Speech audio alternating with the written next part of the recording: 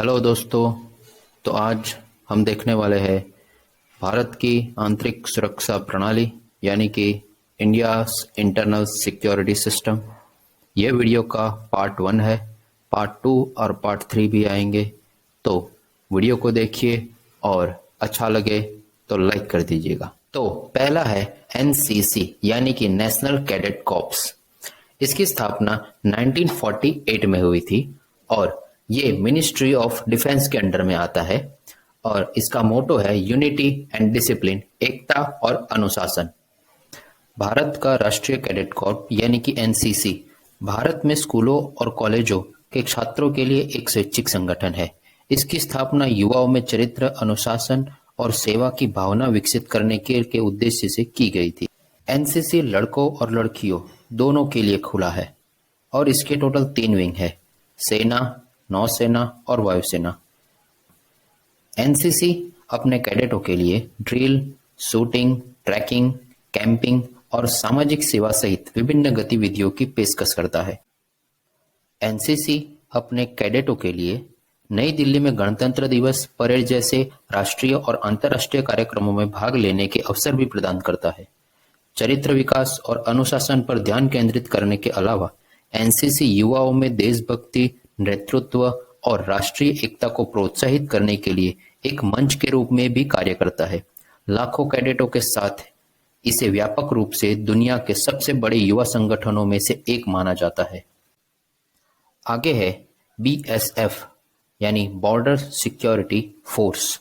इसकी स्थापना 1965 में हुई थी और ये मिनिस्ट्री ऑफ होम अफेयर्स के अंडर में आता है और इसका मोटो है जीवन पर्यंत कर्तव्य।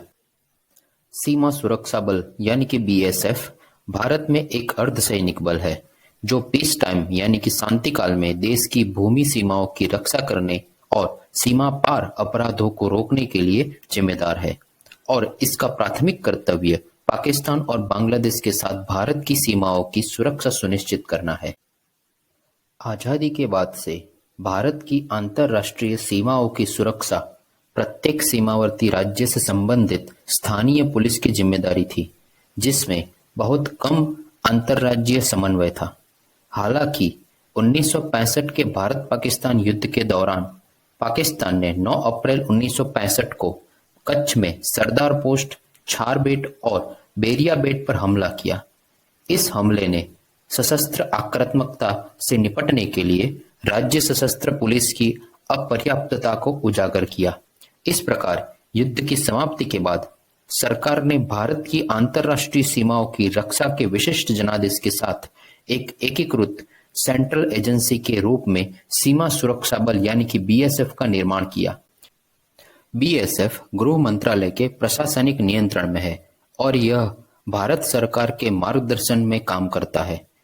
एक डायरेक्टर जनरल के नेतृत्व में होता है और जो एक वरिष्ठ आईपीएस अधिकारी होते हैं। बीएसएफ को देश के विभिन्न हिस्सों में आंतरिक सुरक्षा कार्यों के लिए भी तैनात किया जाता है। सीमा सुरक्षा, तस्करी विरोधी अभियान और आतंकवादियों और अवैध प्रवासियों की घुसपैठ का मुकाबला और दूरस्थ सीमावर्ती क्षेत्रों में रहने वाले लोगों के चिकित्सा सहायता प्रदान करने सहित कई प्रकार के कर्तव्यों के लिए बीएसएफ जिम्मेदार है।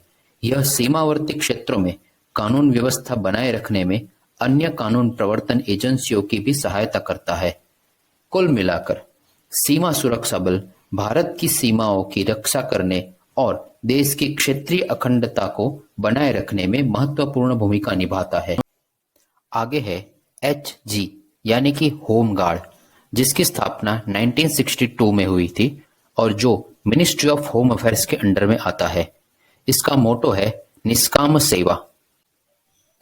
भारत में होम गार्ड एक स्वैच्छिक बल है जो कानून व्यवस्था बनाए रखने, अपराधों को रोकने और नियंत्रित करने और आपात स्थिति से निपटने में पुलिस और अन्य कानून प्रवर्तन एजेंसियों की सहायता करता है। होम गार्ड एक नियमित पुलिस बल नहीं है, बल्कि एक स्वैच्छिक संगठन है जो नागरिकों से बना है, जो पुलिस और अन्य कानून प्रवर्तन एजेंसियों की सहायता के लिए अपना समय और प्रयास समर्पित करने को तैयार है।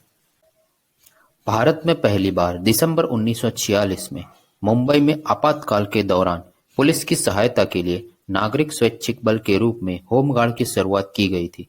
होमगार्ड्स की अवधारणा को बाद में अन्य राज्यों द्वारा अपनाया गया और संगठन के लिए एक कानूनी ढांचा प्रदान करने के लिए 1962 में होमगार्ड्स अधिनियम पारित किया गया।